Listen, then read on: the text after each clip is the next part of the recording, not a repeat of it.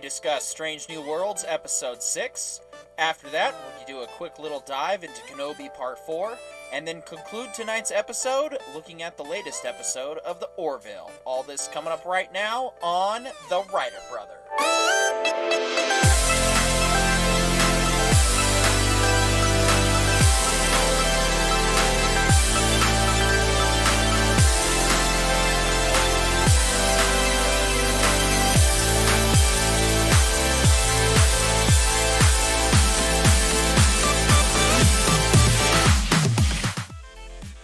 And welcome back to your Tuesday night home for Star Wars, Star Trek, and other Star Trek, aka the Orville. Tonight, I am joined by Pollo Zapatos, aka John, Mr. Corione, our witch in residence, and of course, CC Karaoke. Tonight, Brandon, Devil Cry 3, is taking the night off, had a few other obligations. We are, of course, sad to not have him here tonight, but we do hope that everything's okay and that he does get taken care of what he needs to get taken care of, even if it's just so much as a quick little nap. Gentlemen, it's been an interesting week, I must say, for these shows. I think we've got quite a lot to unpack, but we'll go ahead and start, of course, as we have been, with Strange New Worlds and what we did not like. Who would like to go first? Well, I'll volunteer. All right. So, to me, I feel like we were getting introduced once again to Lieutenant Hardass. I mean, Noonien Singh. I'm pretty sure that there's a, all the lightness that she learned from last episode seems to have completely gone out the window, and she's back to being a tough cookie, shall we say. But my issue with this episode had more to do with kind of the show's philosophy and its take on the situation. Look, the best Trek will pose an issue and give the moral questions to the audience, but ultimately show why the crew came to the decision they did. The worst of Trek, I'm looking at you, Discovery, simply provides the problem and then shows us why this individual was morally right in doing whatever they were going to do. This episode, in my opinion, came dangerously close to what I'm going to call the Discovery line, because there was no moral discussion about the primary issue. I don't know if we're going to do spoilers, but we always do spoilers. It's okay. It's a weekly show. And okay, so I don't know. Like, they didn't really debate whether they were going to allow this kid to be hooked up to the machine or not, because we didn't have enough information to make that call. And when the kid just decides that they want to, the captain, like, flips out and tries to do something about it, but of course gets defeated, despite the fact that he whooped these guys pretty handedly previously. So, to me, I'm sitting there kind of going, this is as close to the line as you can get. Because obviously, there wasn't really a moral discussion here. They showed us the inherent ethical dilemma of the episode. They showed us how Pike dealt with it, but they didn't actually give us an opportunity to debate it. Which is why I love being on the Writer Brothers, because we get to debate it here.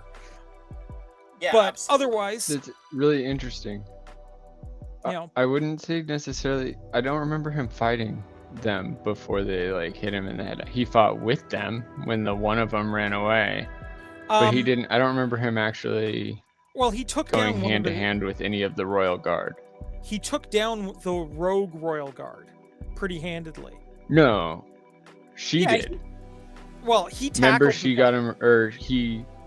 No. Yeah, no, he tackled I rewatched he tackled it the other yesterday. guy initially. No. Yeah, in the garden chase. No, he grabbed her from safety so what happened was when they're checking the coin, he grabs her because the guard that had the broken coin was gonna go for her first, and so Pike pulls her away. Then the guards go after him. The first guard in the room dies. In the garden, what he does is he gets his gun on him first. He's the first one out there and says it's not on it's not on stun. The guard's holding still and finally puts his weapon down, but then she gets too close to him to try to make sure nobody shoots, and then the guard grabs her, puts a knife to her throat, and then she whips him around, throws him over her shoulder, and then in that ensuing violence she stabs him through the heart. And that's how he dies. Which brings us it was to recall that there was a tackle. If not, then I apologize, but that's what I seem to recall. So yeah, my dislike was the there wasn't execution in of this one. That garden chase scene was pretty pathetic overall, in my opinion. That should have been better. Well, it was a pathetic run.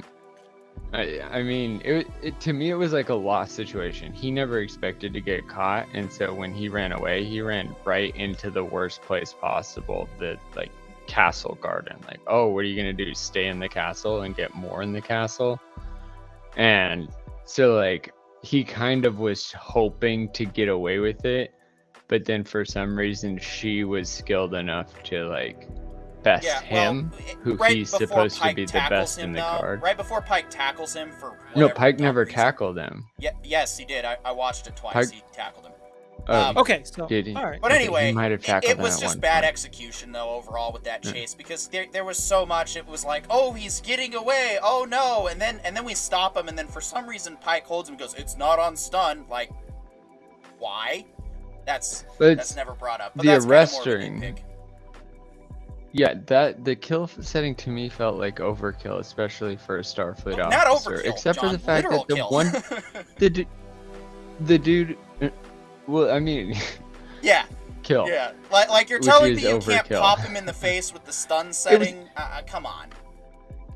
I mean, the setup of the episode was rather for Star predictable. Trek to me.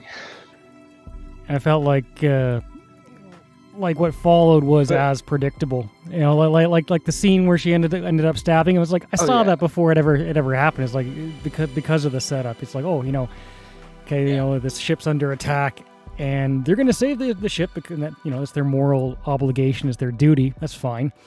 But then from the very first moment of the episode, it's well, she's definitely not all that she seems, and then they lay it on even thicker in the dialogue, and it's I don't want you to go and investigate the ship. I wonder why, right? There's obviously more to it, which was fine. I mean, I enjoyed the episode. Spoiler alert. But I mean, But there was a kind of a core structure with with that it's like, okay, you're leading with such predictability that let's move along to the actual concept. I could forgive it because of it like this show, like I think something that you brought up, Carry On, that's like really important is that like a lot more writers these days seem to actually be flexing the like vocal parts, and so there's a lot more nuance to what people are saying, and so the worst shows just fail to connect the background and the setting and the setup. But this show's doing a nice job of it because like the way she's approaching the whole situation is that her people, and she's basically like queen, right? So like her people have already denied any relationship with the Federation. So if she tells them to back off, they'll be like, oh, well, I mean, we were going to investigate it for you, but if you're saying no, then we're out.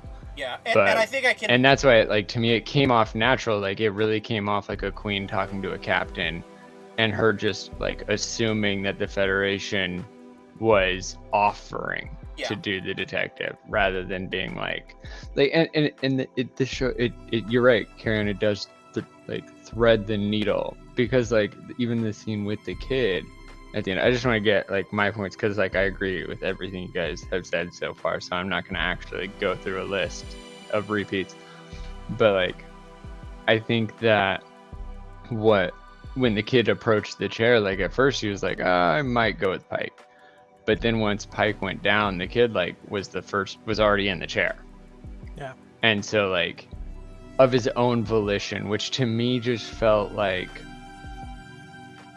it showed how much culture can influence us, and how much, like, because her cries were like, no, you have to do this, and he's like, is it I have to do this or I have to live? And that, like, especially to put that weight on a kid. And I think, I don't know, I really got a lot of indoctrination vibes from that. Well, and I think, Corian, you make a lot of good points, and I see where you're coming from. I didn't mind it at all, because to me it was like they knew that the Federation wasn't going to approve. They knew that there wasn't going to be a debate, because obviously the Federation is going to say you can't sacrifice children. So instead what they did was they kind of kept it more of like a secret, but then she wanted Pike to know the truth, just, because maybe she was looking for an acceptance or for some kind of like he's gonna sign off on it, because she obviously has deep-rooted feelings for him, but not to the point where she wants to give up her way of life. So yeah, I'll capitulate. It could have been executed better overall. It's definitely, I felt the ending had that TNG DS9 moral conundrum in the pale moonlight kind of ending, where it was like, it's bad. Nobody feels great about it, and that's all you get. And it's just, it's unresolved, but you can't do anything about it. You can't change it because they're not a part of the Federation, and that's their culture. Yeah, I wouldn't, for me personally, I wouldn't say that any of my gripes are actually negative towards the actual show. Like, yeah, those were things that were negative, things that weren't necessarily like perfect, but it's like those are the literal nitty gritty 4 or 5 lines in the show. And so the show overall did a really good job. But for me, now that I think about it, shout out to Astaria. I'm here to argue Padme's broken heart syndrome. Welcome back, Astaria. Long time no see. We've missed you. No, I think this show, especially this episode, like the real question was, how do you, like, for Pike, how do you emotionally love somebody and feel actual feelings for somebody that is going to sacrifice children for their religion?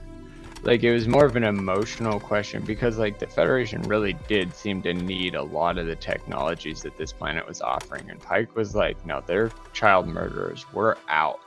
Whereas, like, I feel like if the Federation had been there, they'd have been like, yeah, they're child murderers, but like, you remember Africa in 2020 America? Like, there was a lot of child murder going on, but we still dealt with Africans. I like that they used a technologically advanced society for that theme, rather than just going to the old, oh, these are not advanced people, trope, so to speak. Right. Yeah, like you've had a response. Sorry. Yeah, no worries. Yeah, like don't get me wrong. I do think that the best part of this is the fact that we get to now sit down and debate some of the ethics involved, right? I mean, personally, if I was in that situation, I mean, my first thought would be, look, while I may not agree with it because of what my culture says, this is something that their culture is completely fine with. And who am I to judge another culture? Like, I guess I take kind of the Captain Picard approach where it's like, yeah, I may find this reprehensible, but this isn't my culture. I'm not a part of it to say, this is wrong. I probably would have been more disappointed that they didn't give me the opportunity to try to find a better solution for them. Right? What do you think Kirk would have said to it? Kirk would have been. What do you think Kirk would have said to it? The kid never would have made it into the chair because Kirk would have punched out all those guards. Let's be clear. And okay, so if you think about it, Cisco would have firebombed the planet. If you think about it, Cisco would have blown the shit out of him. That's right. So if you think about it though, like this is its own interpretation of the events, like because you can very clearly see Picard dealing with it differently, very clearly seeing Kirk deal with it differently, and you're seeing Pike deal with it the way Pike's dealing with it, and you also can't really fault him. That's how good the writing was. Is like you're like, and not you personally. I understand like it's a lot harder for any person to say that this is a copy and paste or a hack and slash of some other person's writing. Instead, they literally wrote their own version of a captain in this situation, and it's so much for you to like whittle it down to how different captains would react. And like for me, for sure, based entirely off of J.J. Abrams' interpretation, but like the difference between Pike and Kirk is exactly what you just said. Like Pike's gonna go, hey, stop, and then get hit in the back of the head, and Kirk's gonna be like, hey, stop, and after he's knocked everybody out. Yeah. I kind of would have liked the revelation to happen earlier. If I'm exactly. Just playing advocate here. There was because this isn't directly related. As soon as the ceremony started. Yeah, like there was a line about halfway through the episode where Pike's in bed with her, right? And she's trying to convince him to live there, because he's talking about how he's going to die and all that. And she it's brief. It only lasts like 5 or 10 seconds, but she goes on to giving yourself completely to science in order to be one of us. And I was just wanting so much more about their society in that moment to talk about like how intense their religion is. This, I think, was actually one right? of the... Well, dude, that I think actually did happen in this episode, because the way I heard it last night, rewatching it again, was she said, you would have to be one of us. Yeah. And then just pauses and stops talking. And then Pike says, oh, science, service, sacrifice. And she's like she just nods about it. Like the end sacrifice is actually the child sacrifice. Like the reason why everybody else sacrifices their life, their labor, and their like volunteering and shit like that, like it all has to do with the child sacrifice. Like if the child is sacrificing his entire life, you should at least sacrifice 10% of yours. Yeah. And that's the part where she left it out. She never said it. Pike said their credo. That's a good point. And she just nodded because she knew what she was asking him to do, and she knew that it was too close to the day. Like had they have met 2 years after the child goes in, and the next child won't be selected for 10 more years, which I noticed they never said how often they have to pick a child. But like assuming that there's no time for it, she probably would have said that credo, and your like statement would be 100% correct. But the fact that Pike was the one that said it, I feel like it was on the nose and on the line, and that's why it made you uncomfortable, but it was still almost perfectly done. Yeah, and Interesting point, though, from history. Fun fact, humans actually did used to do this sort of thing. It was called the Young King, where they'd have this big ceremony and then sacrifice a young person to the gods for, like a good several years. Now, of course, we've sci-fi'd it up here, but the concept was the same, right? And I mean, yeah, now we've moved away from that kind of concept, which I hope is a good thing. Honestly, but I got vibes of this was. Oh no, you continue. Continue. Yeah. Well, it's interesting that we're in a position where, we would have to ask, like, I wish they had a situation where we could have had everybody sitting at like the mission briefing desk and gone, okay, we know this kid, like, are we willing to, yes, hi kitty, we know this kid, in order to save this society, in order to keep their city aloft, this kid has to die. Is this ethical, right? Like, I'd have taken a whole episode about that discussion, just like 12 angry men in a room, Yeah, I mean, like, and you could 100% see Spock being like, yeah, this makes total sense. It's logical to sacrifice one person to save 1,000, right? The needs of the many outweigh the needs of the few, or the one. Right. And you could have had an interesting discussion about that. You could have had Noonien Singh even being like, yeah, this makes sense. This is what I do on the ship. I put my life on the line all the time for others. Right? So I don't know if they'll come... Well, no, see, I don't know if they'll come back to this. That's a really crazy thing, because it's causing us to have that discussion in the same sense that, like, Kirk, taking the needs of the many and putting them below the needs of the one, which was saving Spock in the Star Trek movies. And now all of a sudden they're like, no, what if it's the needs of the entire culture, the entire society, the entire planet, and it's a child? So it's like putting the same question of the needs of the many and the few, and that to me feels like a really appropriate ode. Like, in terms of, if you're gonna try to compete with the question, needs of the one or needs of the many, they finally, like, not finally, I guess the newer writers really grasped how to make that question, oh, I don't know how to answer this one. Yeah, and honestly, I could see them coming back to this episode in maybe not a later episode in this season, because there's only 4 left, but in season 2, I could see them actually bringing this back up and then having that discussion and going, well, maybe we should try to provide them a solution so they don't have to sacrifice a child anymore, and then we can talk about bringing them back into the Federation. And then, of course, we'll come up with the moral dilemma of, oh, well, this is our culture and our tradition, and this is what we've always done, and, this is the Federation just trying to make us more like them, and so there's a whole other episode that could potentially be unpacked with that. Hint. The biggest problem, they left the door open for it with the other colony. Everything Star Trek. Like, the Prime Directive is not to interfere, so we're not gonna try to change your whole culture. Well, right? It's not interfere with lesser you gotta keep watching. This is more. It's you gotta keep watching more Star Trek, John. The Prime Directive is more like a Prime guideline.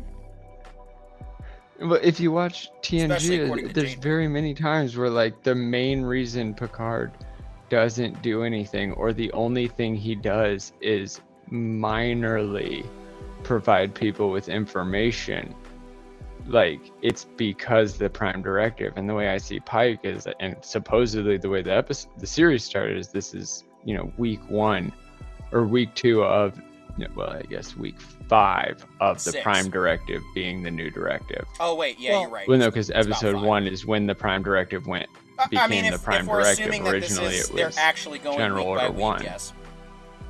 Okay, hold on. Yeah, exactly. If you're going to bring up Picard, I need to remind you that as of the episode of the Drumhead in Next Generation, he had violated the Prime Directive 9 times. Because he actually was on trial for that. No, well, he wasn't on trial for that. I not literally exactly, just watched that but a couple of days ago. Yeah, no, and that was the question. But he said that the judge in that trial, or the accuser in that trial, said that like he was proven reasonable. His violations of the Prime Directive were reasonable, but like that was 9 in something like 300 or 6, was it 60 episodes? It's like 26 per season, so it was closer to 75 episodes. And only 9 of them he violated the Prime Directive. But the ones that he violated the Prime Directive, some of them were equal to this planet in technology. Like, not, it's more like the Prime Directive is mostly like, if you're not Federation, we have no jurisdiction. And that is what I really felt like was kind of the thing about this show, is like they can't go back. It's like this is right after they introduced the Prime Directive. So as far as like how could Picard be only a violator of it 9 times versus, you know, every 2 episodes he's meeting a new civilization, why doesn't he violate it then? Right? And that reason is because like Pike didn't violate it when it was an equal race, like an equal civilization. Also, I felt like it, again, threading the needle, but I felt like they tried very hard to respect the rules. Yeah, also, I'd like to point out, although Sisko is guilty of war crimes, he never actually violated the Prime Directive. That's impressive. I'm so excited now, like, because I started watching TNG just to finally be a full-on Trekkie. Yep. I'm really excited to go to Deep Space Nine and start trying more. Oh, you're... Okay. You know I wish how... I could watch that for the first time all over again. Man. Well, all I'm gonna say is, well, yeah, that's the problem. Is even with TNG, it isn't my first technical time. There was a time when I DVR'd every episode of every series and rewatched them. Yeah. But that was in high school. And fortunately, I've suffered a few memory. Well, here's what I'm gonna say. Oh, dude. When you get to, you'll know the episode where TNG ended and Deep Space Nine began, because the writing for Deep Space Nine suddenly goes whoop, and it just goes crazy good. That's not to say that there aren't good episodes in season 1 and 2. Duet is one of the best episodes. There's also the game Trek, show episode. Well, dude, right? Yeah. I told you guys I was rewatching it, and all of you were like, well, get to season 3 before you start making your judgments. And I was like, I'm having a fun time right now.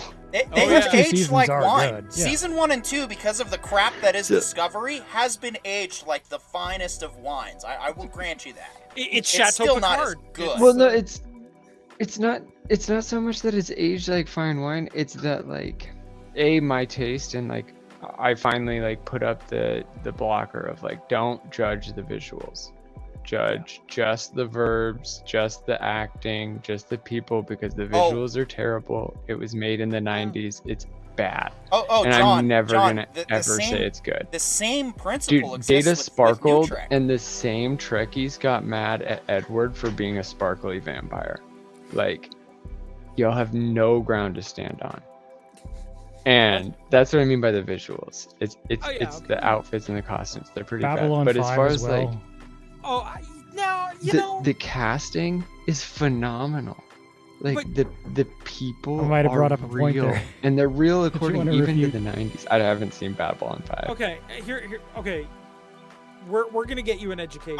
I do want to say, just want to say real quick though. John brought up a valid point about don't judge a show by its visuals. The same goes for New Trek. Don't assume it's good because the visuals are admittedly good. It's the opposite problem now.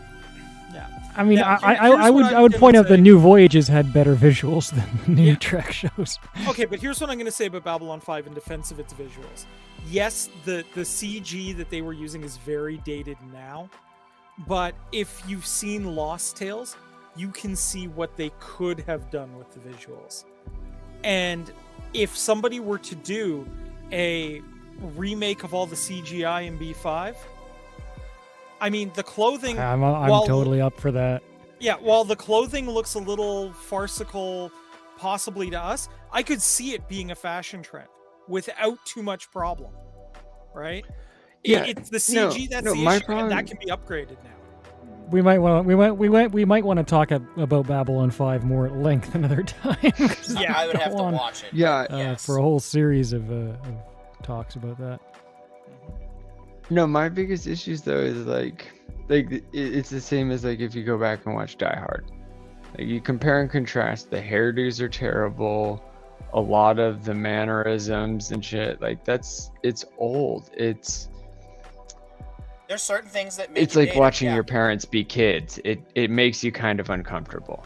And once you know that that's what you're in for, then you can get over it. Like you already know that's what you're expecting. So walk into it expecting that, and then when you get it, and then if it is good, you're like, oh wow, that's really well done. I wish somebody had captured this and then put it on Unreal 5 and made it realer. Because like there's a lot of stuff that is going on in TNG that I'm just like, why don't they make movies off of single episodes? Like if anything, TNG is the travel guide to science fiction. Like any writer could take any episode and write an entire science fiction novel around that one episode. Change all of the ship dynamics, all the characters, and just explode. Let's not make Naked Now this into world. a movie, please. Or Encounter at Farpoint. Let's just let those be alone. In fact, Encounter at Farpoint is technically a movie. Yeah, no. Already. Let's leave Code of Honor buried in the You past. don't like Q? What? Oh, I love Q. You don't like But- Q? But Encounter at Farpoint is rough. It's And when you followed find out by the Naked production- Now. Oh, I skipped that one. Anytime I Wait, rewatch, have I'm you- like, I when gotta was sit the through last Encounter time- at Farpoint because it's the first episode. But I skip No, Naked dude. Now every time. Rewatch it. I could Rewatch Watch it now Mindsifter. and compare and contrast it to all the other first episode Star Treks recently. Oh, It's pretty dude. good. There's a little like, okay, I get this is what's coming, but you're not going to complain as much no, comparatively. in my opinion, Like if anything, we're finally getting the bottom of AAA. Like if AAA is a whole tier and you've got your like top 10 and your top 20, we're finally getting the bottom top 10 and the quick bottom question. top 20 Have of bad any of the premieres. three of you or all of you seen New Voyages? yes, I've seen some of them, yes. yeah, No, they are pretty awesome. It's I would probably the best, highly recommend it. yeah, the best fan And production some episodes are of better than Star others, Trek. but Yeah, before CBS took a shit on creativity with those bullshit guidelines, yeah, New Voyages was really good for what it was and what we got. I really Yeah. I'm glad I've stuck with Strange New Worlds so far. But I remember in the pilot episode they had the ship coming into the space docker and all that, and the only thing I could think of was like New Voyages did this so much better. Well, at any rate, we should probably talk about what worked in the episode. Yeah. 'Cause we still haven't managed to do Yeah. that. Yeah, for so sure. I'll go ahead and start that one off actually, because one thing that I will give praise for was what to me came off as a very well articulated misdirect. Was they teased the whole thing about Mbenga finding the cure, and I was like, okay, I guess we're going to settle that right out of the gate and already get that plot put to bed. Cool. I was very grateful that was not the case, and that they instead decided to just have him get a treatment, not a full-on cure, so we can get some character development in, but it's not going to just put that whole plot line to bed. So I think that was very good, very well It was executed. a good solution to the problem. Yeah. To continue on that one, if you think about it, it was a double entendre because we got more of the daughter than we've ever seen past him reading to her. And we also got the daughter meeting another boy and being more like verbose, and then we got a treatment. So like we still have an emotional journey ahead of us, and we got a soft introduction to the main characters of that emotional journey. And I feel like it was really like it was not wrong in any way. I'm also going to say I really liked Lahura in this episode. I really thought that her, realizing how much she doesn't want to do security was kind of a great way of her being part of this episode, or at least being exposed to security. And you could see her kind of hesitation on that. Like, we're slowly narrowing down her options to get her into comms, right? And I think that was good. And Yeah. And then there was. I was there gonna was, say, okay, so I I'm was gonna jump gonna- in first one more time. I'm gonna jump But in then- real quick. The ahead. idea of her testing all of these jobs, it's not new to the Trek first, because Picard did No. the same thing with his I captain. could chime If in with some anything, real it's like life a wisdom on that too. captain. So actually, The idea of like, hold on. I'm sorry, I thought you The were. only thing like with that is that like we see Uhura not only learning like security, but we also see her like learning her despising confrontation. Like she's like, I can do it, but like this just really isn't my part. And then if you think about like all things with TOS, you're like, oh, that's why she mostly stayed on the bridge for everything. It's like she just wasn't comfortable with it, and watching her deal with it as like a young person physically fit enough to deal with it in the brute manner, it's like, nice. Now I know that A, she can, but B, she hates it, and C, I respect that. I'm fine. Yeah, and as someone who has served in probably the closest form of military that is to Starfleet, I can tell you that that is absolutely how things work on the ship. Cadets will learn various aspects of different jobs before they commission, and even after ensigns come on, they're designated a job, but then like halfway through their tour, they'll even change jobs or they'll try other jobs. Even petty officers have the option to do jobs outside of their own rates. So that was totally, I mean, and then of course Ortegas gave me PTSD, you know, with her whole, threats never take breaks. I'm like, oh God, it's anti-terrorism force protection training all over again. God, which, I mean, they're not wrong. Don't get me wrong. It's just trying to escape my old life, not dive back into it. But that's what I get. I served in the Coast Guard, which is basically real-life Star Trek, so. My big thing though is like, even just like in the fleet with all that threat stuff, it's like, yeah, but I'm not at the helm. You told me to go to my room and take a shower. Yeah. As far as threats, That had I trapped didn't get shit. attacked at any Yeah. time, so I did 100% threat prevention. So, hashtag nailed it. I protected you from my body odor. I protected me from myself. I didn't die on my way to the shower. Yeah. What else did we like, though? Go ahead, I Chris, you loved. Oh. Oh, yeah, I was gonna say. I actually really loved the guest doctor. I was actually getting some fairly genuine emotional concern and distress from him. That was some quality acting, and he had some quality writing backing him up. So I thought that was pretty good. I had to look him up on IMDb. I was like, have I seen that guy before? I know I like him from somewhere, and it's like, yeah. you did a great job. Yeah. Yes, Yeah, I really liked I agree.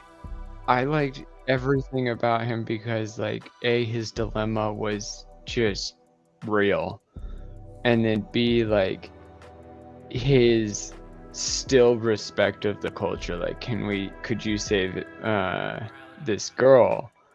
And, like, part of me got the vibe that, like, the kid did narc to his dad. Like, oh no, that's that's Lieutenant Obenga's daughter.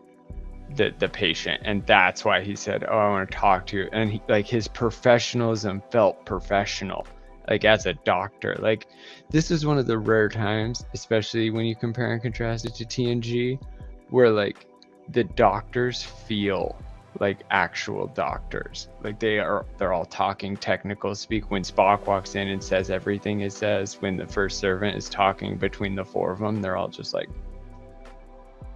nobody cares. Like nobody's like, oh, let's human this for everybody else. Like that's what it was. There was no dumb person in the room when all the smart people were in the same room. So nobody knows what they're talking about.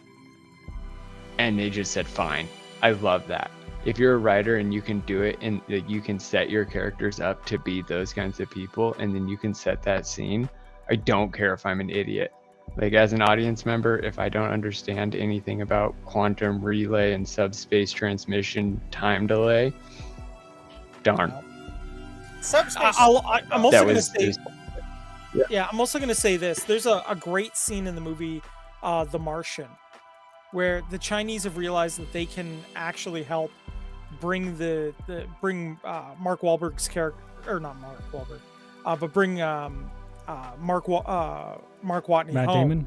or Matt Damon's character home, and the main Chinese astronaut, like their head of their thing goes, "We've got to do this directly with the director of NASA. This needs to be a deal between scientists, because as soon as government bodies get involved, they'll screw this up."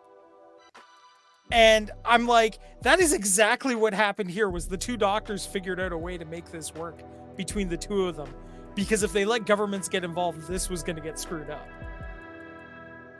And I'm like, that is a very And not to mention, legit... like, both of them were coming from the side that, like, even though he said like Starfleet wouldn't, Mbenga didn't press the issue. You never saw him ask again.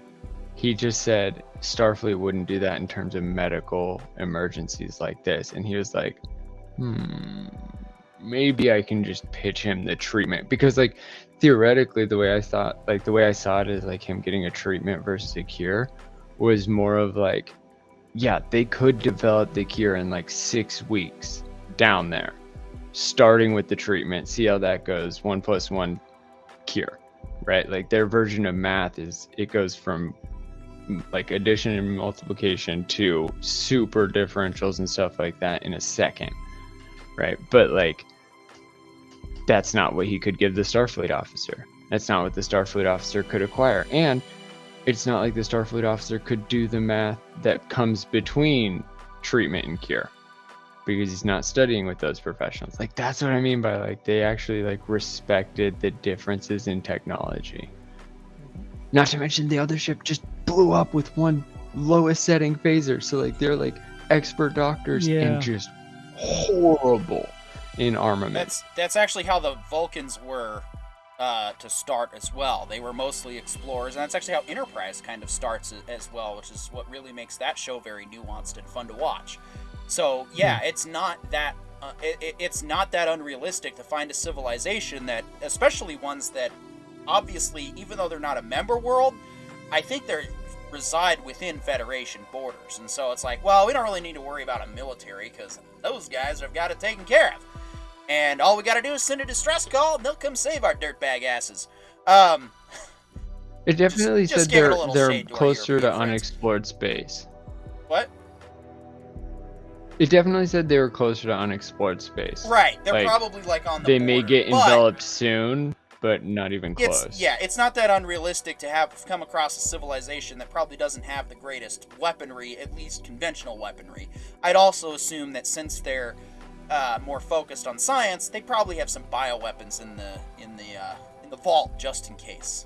But, Well, I mean, when you think about it, right, that's kind of the advantage of the Federation, right? Because you take a look at every member species seems to have a specialization in something. And, you know, like, let's be clear, like, the Andorians at that point, they were kind of the bosses when it came to blowing shit up. And, you know, when you bring them in and everyone's like, yeah, here, you know, you can use our weapon tech, you know, the Federation suddenly did a dance for joy and gladly accepted that. You know, meanwhile, the Vulcans are like, yeah, well, we tend to have the best engines out there right now, so here you go. And, like, everyone was able to pool their technological resources together, right? And I guess humans are just kind of space orcs or something, because, you know, we just don't die. yeah. No, I'm definitely looking forward to episode 7 this week. I think Strange New Worlds is. I think we're probably going to end on a high note, and I'm definitely sold on a potential second season. But thing is, we got to start taking more risks, guys. We got to start branching out, doing more originality. I have another friend that I talk about this with, and he said that he does enjoy the show, but he's like, okay, where's the new story? Where's the nuance? We've already seen this stuff. And so while I can appreciate them repackaging some of the TNG themes into this, because then that's going to get more fans interested and involved, we got to do something special for season 2 on out. Well, I think that's the a problem with pretty big doing ask, that, especially when it comes to that. I think the biggest issue with that personally is like, TNG was a 26 episode season, and there were 7 of them. Like, as far as trying to do something original when you're competing with hundreds of other fully written content, like, there's gonna always be an element of overlap. But I do think we're finally starting to see the original plotline form. Like, we really are starting to see Pike be a captain that is on discussion par with everybody else that we've met and know and love. Like, I feel like we can learn all of Pike's life from here on out, all 10 seasons. Well, okay, I think the problem, a new captain. I think the inherent problem with doing new stuff is that they're kind of trapped in a lot of ways because they're in the Star Trek past, right? If they were to hit some of the modern technological issues or, philosophical issues we have today, they can't really have that solution exist because those things still technically existed in TNG and Deep Space Nine and Voyager and what have you, right? Or even original Trek. So they're very much they're gonna be walking a very fine line in any new issue they tackle, because let's say they try to tackle something modern, like something like, I don't know, something like a things that, like a trans rights. No matter where you sit on that issue, it's a modern issue, right? I think we can all agree that that's an issue.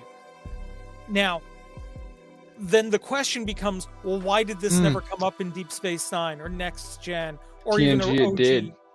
Well, it did, but but not really from not directly with humanity. No, Oren hit it from the most spiritual version of transitioning ever. Literally, his body was predetermined for him. Like, it was just growing until he could take it. Yeah. And if it was a boy, if it was a girl, it didn't matter. That's what he was getting. And he didn't care. Like, he was over it because he was they really broke the spirit. The spirit was the symbiote and the body was a willful agent. Yeah, and that's anyway, the trans debate. There's the spirit, and then there's the body. We can talk more about TNG, guys, and I'd love to keep getting into it. And Corian, you make a valid point, and I think the best answer I can give is you basically point out what the ultimate failure of the JJ Trek films is they specifically created a new timeline with new stories where they could have done all the stuff, taken all the risks, and they blew it hard. And so Douglas Nelson made a point about it where he said, like, he referenced the fact that Enterprise is technically a new timeline outside of the Prime timeline because of the Temporal Cold War. That's kind of what I would hope that they decide to do with this show. And honestly, if they decide to rewrite history and make it its own thing, go for it. Because it's Star Trek, okay? We will always have the original series. We will always have TNG, DS9, Voyager. No amount of retcons is going to unbroadcast or unprint those DVDs. You can't get rid of the original. They are established, they are there. So I think it's better if they do just say, you know what? We're just going to do our own thing like we should have done with the JJ movies. I would be okay with that, because then it's like, okay, this is a separate Trek universe. But, and to say I know you guys want to respond. We don't have time. I'm sorry, we don't have time. We have to move on. I do want to give Chris the time now to talk about our next segment to start us off with Kenobi Part IV, which is pretty much was total fan service, I'll say. But Chris, we talked a little bit offline, and I think you made a lot of valid points that I would like you to share once again. So we're just going to go ahead and give it to you to start, uninterrupted for like 5-10 minutes, however long you need. So please tell us your overall, what you did not like. Yeah, well, you make a good point. Actually, I wrote it down pretty succinctly in our conversations. But generally, I mean, there are some things I like about the show, but I've really been struggling with the fact that it's not what I wanted. You know, I I definitely, in the first 2 episodes, I really, really tried to like it, to give it a chance, because there are things that I do like. I really like the casting of Leia. I've enjoyed her portrayal. The issue is that I really didn't need Leia and Darth Vader to be in this show at all. If I wanted this show to even exist, I'd have been happy with it being something just a little bit smaller, without leaning on existing characters and the fan service, as you mentioned. So there's that conflict in me where it's not at all what I wanted, and it's not at all what I would have envisioned. And I just rather those characters weren't even there. I'm not, I don't have a pre-investment in the story that I never would have considered to even happen in the first place. So I had to get invested in it from the start. And I think now that we're 4 out of 6 episodes in, I'm starting to ask myself, I'm not, and it's not, I'm not even angry. I'm not, if I'm not one of those channels that would go on and talk about how much I absolutely am angry at what they're doing. It's almost kind of, for better or worse, like I feel numb. There was another YouTuber out there who talked about tune-out time today, and it was funny because we had that conversation on Discord, and that was the exact moment I actually tuned out. I stopped and I was like, okay, I'm done. I'm out. This is over. I'm not going to watch any more of this. That was the exact moment that he was referencing in his video, which is the interrogation between Reva and Leia. And then I had to take a couple hours and think, okay, you know what? There's 13 minutes left in this episode. I can give it 13 more minutes of my time for the purposes of this. But it was actually the moment that I tuned out completely. I was done. And it wasn't even that I had some sort of moral objection, with where they were going. I kind of liked the darker elements. It was that I have this continued sense like I just don't care, and if I want to get a little bit more maybe technical with the presentation of the writing, the thing with Reva, for example, I know they keep teasing that Reva has some kind of exciting connection to Obi-Wan Kenobi, or some kind of history. There's something that they're going to reveal there, but it's like they're waiting for episode 6 out of 6 to tell us, when I kind of rather, if they're really going to try and make her a character that I'm going to be invested in and care about, tell me about that from the very first episode. Tell me all about her. Tell me what her motivations are. It's kind of like the difference between a soap opera, and in a fast-paced moving show. Sometimes it's like, with a soap opera, they'll leave you hanging for 10 or 20 or 50 episodes on this one thing that's exciting that you want to find out the answer to. And then sometimes with the really more fast-paced writing shows, they'll just tell you that in the first episode. Get it right out of the way, and now you can start exploring the ramifications of it. And here we're still waiting to find out what Reva's motivations are in the first place. And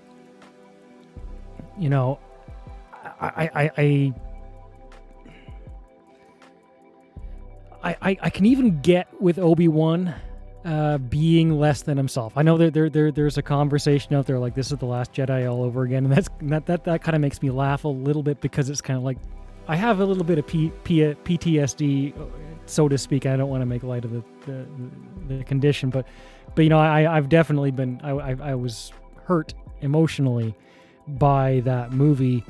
And so there's a part of me that's like, oh God, or gosh, but I can even get with it. I think it fits here. I mean, Obi-Wan, he would be in a dark time in his life. I agree. And oh, sorry. No, you go. I was just saying, and yet, the overarching point I'm trying to make here is that I just don't feel anything when I watch this show. I don't feel angry. I don't feel excited. I just I watch it, and I love Star Wars. I really, really love Star Wars. And yet I'm watching this thing that should be like, that should make me cry, like the end of Mando Season 2. I was just in tears. And I watch this show and I just don't feel anything. Well, and see, and that's why I really wanted you to speak on it tonight, because I can kind of relate to that in the sense, like, they put out their whole thing of Star Wars garbage that's coming down the chute, and honestly, I don't care. Like, I'm kind of interested in Visions. I'll probably check out the Fallen Order sequel when I eventually finish Fallen Order, and otherwise, I'm just like, I don't... It's gotten to the point where I just don't care. I'm probably going to watch Mando Season 3, but if that doesn't open up with Grogu being returned to Luke, then I'm probably just not going to watch. Because at that point, it's pretty much confirms that, oh no, they are just trying to Clone Wars the sequel trilogy. But I think your point, it really drives it home, because that just supersedes any of the criticism we're about to discuss. Not that our criticism's invalid, but you just don't care. And when someone doesn't care, that's when you've truly lost your audience. When they're just like, I'm not going to watch. Now, that's also what I think that is the most effective message you can send to someone about their product, is to not give any feedback whatsoever. Like, if you want someone to know they suck at life, pretend they don't exist. It'll go far. It'll go a lot farther than complaining about them, because Disney thrives off the negative reviews. That's why when we do negative reviews, we talk about it and we move on. And that's sure, why the we don't news spend does much too. time. The news does too. I mean, it sells. Right, Sure. and I don't want to be that. I just want to be honest and straightforward. And so thank you for taking the time to share your honest opinion. I do like it, but I can understand your point and see where you don't. And I would say that I would call this show... Red Letter Media said it best about Star Trek 2009. Star Trek 2009 was Star Trek Nemesis done the right way. And it is. Whereas this Kenobi series, it is a lot like The Last Jedi, but it's done the right way. For one, he hasn't completely given up. He hasn't. He's on the verge. He's like right there, riding the line of, I'm about to not even bother with this shit because it didn't work. I understand it, because I've been in Kenobi's position myself. So being able to relate to him on an emotional level for me personally is probably why, even though I know how it ends, why it's effective to me. However, I'm not everybody. And so if the message isn't being reached to certain members of the audience, I think that's what Disney needs to take note of is, guys, it's not about whether or not you're doing good or bad at the moment. You're just losing interest. And I've seen the same response, and this goes beyond Kenobi. This goes into that list of Star Wars shit that they put out. A lot of the reviews that are typically negative, they're just simply saying they don't care. And that's where they're starting to get, and that's where I think we're actually going to see the Star Wars IP possibly fail. Now, I'm willing to stick it out with Kenobi, but even then, even if by part 6 I'm wowed with some amazing twists over the next 2 parts, I'll be honest, I'm still not excited for any of the other Star Wars products. I watched the Andor trailer, I don't give a shit. I watched even the Fallen Order, I was like, okay, that's cool, now I have reason to finish the game, but I'm still kind of and I think it's probably because the world might need the opposite. I think we need a break from Star Wars. I have quite a few points that you didn't like. If you guys remember when the prequel trilogy came out, 1, 2, and 3, everybody did this exact same thing at the media level, right? Like, as far as like obviously YouTube wasn't a thing, YouTube wasn't getting critics out there, but the critics themselves compare and contrasted all of Star Wars to the prequels and talked about how different and how bad it was, so much so that George Lucas had to change his whole intended journey because he was shamed into it. It was like the same. It was like the reverse effect. What exactly are you talking about? Hold on. So originally, as far as like everything I've heard and read up on, is that the original intent of the prequel trilogy was that Jar Jar was supposed to be Darth Sidious's master. And as Jar far- There Jar is a was- screen cap of hold on, the I wanted to- original website that calls Jar Jar the Phantom Menace. Yeah, as far as I know. Yeah. Yeah, but as far as I know, that hasn't been officially confirmed yet. That's all I want to make sure. Like, we're not making claims here. We're No, just yeah, based off no. of This theory. is just everything. Like, I'm at the point where I 100% believe that was the original script, Right, whether and I or not believe that it. was a pitch Yeah. deck. And I believe it too, John. And I'm sorry, I'm not And- trying to cut you off. I just want to make but- sure that but we make hold the up. distinction of theory versus fact. That's the only reason I'm calling your sources out. No, and that's why I emphasize this is what I've come to believe Okay, based off of thank my you. understanding. Is I 100% believe that was the original intent, And I I also it believe too. that, like, I just don't have the facts to say for sure one way or the other. yeah, There is evidence. You are yeah. correct. Don't I ever will give ask you me there is for my evidence. sources, because I always forget where they are. Well, I no, have a I lot, just but I that's was the also problem. curious if maybe in Um, recent days it had been confirmed yet, but No, I would Okay. publish that to the wind. Yeah. well, thank you for clearing No, that as up. far as I'm I know, sorry to I step just on you. that's what I believe. But after how people received Jar Jar, like even me, like I hated him because he felt meaningless in every scene. But then 10 years later, when I read the fact that he was supposed to appear inept and useless, suddenly I was like, wow, that was a perfect rendition. Like I've never actually met a Jar Jar in real life. I've met a lot of people that I would call meaningless, a lot of people I would call useless and annoying, but at the same time I can also probably find 5 or 10 qualities about them that make them useful to society at large. But Jar Jar, 0. Absolutely 0. And as far as Sith sense, trying that was the to point. appear useless goes, that goes to show how impossible he is. Like, he is the perfect impersonation of what you think a useless person is, because he is literally the definition of useless, which means he's perfectly useless, which can't happen without intent. And was killed. And if you think about it, though, you watch him graduate. You watch him. He literally was in the Senate. He was the one in the Senate that led the vote that he said, I, in representation of Queen Amidala of Naboo, say that we elect Palpatine. Like, as far as the Phantom Menace goes, he was teed up, and George Lucas was beaten to death until he changed Sonic from what it ended up being to what it was originally. And he changed the rules, and those rules messed everything up, because if you think about it, his original sequel trilogy or prequel trilogy left room for the rise of Sidious. What if it wasn't Rise Vader, my child? What if it was Rise Sidious, my apprentice? And now Sidious is like finally showing his true face as the emperor of the universe, but he's still a senator and the apprentice of Jar Jar. And now we get 3 more movies between Luke. Like, that's what he was teeing, and due to people's reckless abandonment and just rough interpretations. So like when it comes to Kenobi, when it comes to what we're getting from Kenobi, I'm going to keep watching because I love Star Wars and I will support everything Star Wars.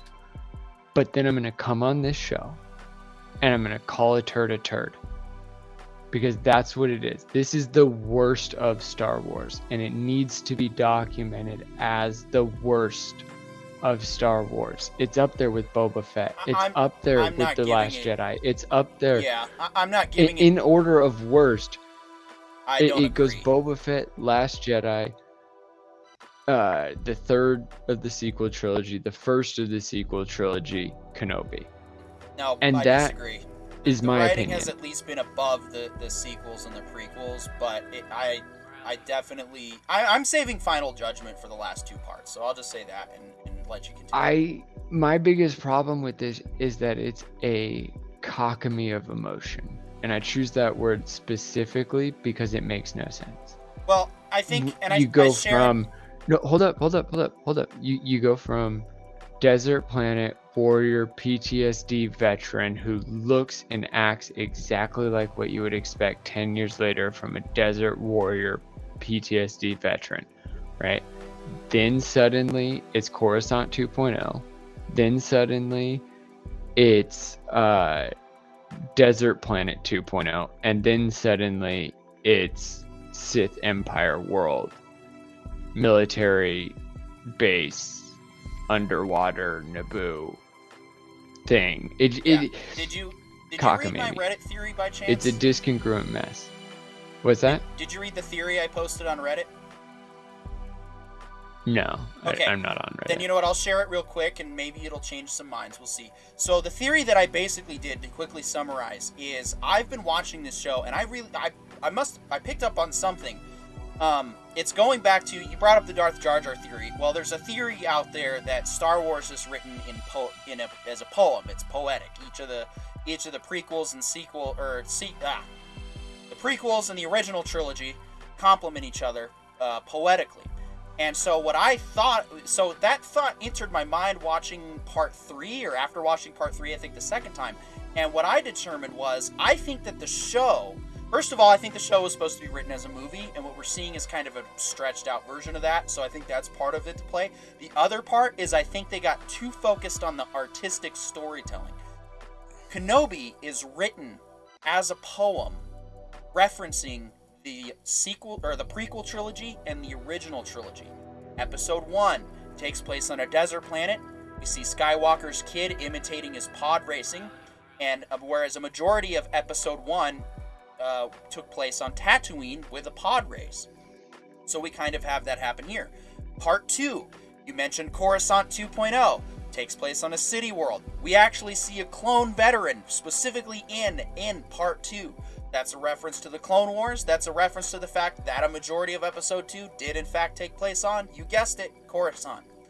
Part 3, we have a fight between Anakin and Obi-Wan, or rather Darth Vader and Obi-Wan again. There's fire involved. Kenobi loses this time, whereas the last engagement, Anakin won. Now, we have Part 4, that takes place on an Imperial facility. Leia is captured, and Kenobi has to go in and save her, except this time he actually escapes and doesn't die, whereas in Star Wars Episode 4, Kenobi sacrifices himself, spoilers guys, so that they can get away. So, that is what I think is going on. That theory, we'll find out if it holds. I think there's going to be some kind of lineage reveal in Part 5. Go ahead, Corione. You've been waiting. Even if you nailed it, that is the most disconjointed interpretation of Nordic mythology I've ever heard overlaid on top of Star Wars. So the first question I have is, how many of you have played Fallen Order through to completion? I have not. Okay. I got through 3/4 of it. I have to come back. And I'll be honest, it wasn't because I didn't want to. My game, or the game has been in my console since I bought it. Let me guess, Corione, our homework is to finish Fallen Order? Yeah, no, listen, honestly, because this episode is a love letter to those who have actually finished Fallen Order. Okay? Okay. It is 100% these are the parts of the game we cut for the end of Fallen Order. I just figured out another reference in Part 4 while you were saying that. Sorry. Kenobi finds the grave of all the Jedi, so he finds his dead family. What happens to Luke's aunt and uncle in Episode 4? Okay, that's too much of a bridge. Okay, hold on. I don't think it's the. Hold on. I want to know this Fallen Order one. I'm gonna beat that tonight or tomorrow in the next couple days. Yeah, I'm definitely queuing that up. But if it truly is, and like the way you're saying it, I'm stoked now, because if that works, I will forgive it. Shaybean, welcome. All right, Shaybean, we missed that you is so my far. opinion Welcome. on this episode, and I was literally sitting with my wife watching this episode, and the two of us were like, I remember that hallway, I remember that spot, I remember doing that exact thing to get out of that area. Wait. Because that was the only way to get out of that area. Wait, Fallen Order takes place in that facility? Just wait. Yeah, okay. Just wait. Okay. So that's what I mean, though. It's like, if it's established in the lore, I can forgive it because I understand that there's gonna be requirements to jump across. But if you're gonna write a poem over everything you've ever seen, and it's this disconjointed, it's not a song. It's not a composition. It's a bad version of a Bach symphony. So there is one other piece I wanted to bring up, and this brings into a little bit of a dark history. Now, my wife's family is Jewish, and watching the Kenobi series has since they got to, I believe you referred to it as like Naboo 2.0 or something along those lines, where the third episode anyway, where they were seeing the guys flying Desert the flag, 2.0. or Desert 2.0, the guys flying the flags and everything. My wife has been sitting there very uncomfortable because she's seeing the parallels. And the parts of the facility where they're keeping effectively a Jedi trophy room brought up some very disturbing parallels for her. And she was like, this is disturbing, but it's hitting home a very important point, especially when you realize George Lucas's background. So I'm sitting there going, I can see, even if we disagree on their ultimate execution of the episode, whether it worked for you, whether it didn't work for you, what have you, I can see what they've been trying to do. And what they've been trying to do. What are you saying about George Lucas's background? Jewish. Oh, okay. Very Jewish, like his family. He had as Jewish as a Jew can possibly close get. members I don't know how else to put it. No, I mean in terms of how many generations is he removed from a Holocaust survivor? Is it like his uncle? One. Is it a parent? Like one. Yeah. Okay, now that puts a whole different light on the prequels. It's not that he was writing America and its relationship with 9/11. He was writing World War I Germany. Yeah. Or World War II. Yeah. Well, with the Jedi post World Purge, War I Germany. Yeah. Well, exactly, right? So I'm just saying, even if you disagree with the final execution, what they've been trying to do is very interesting. And in that, it's a case of, I am okay with somebody having the failing of Icarus, because at least they tried to get to that sun, right? I'm so glad you put it that way, because I can actually 100% agree with that.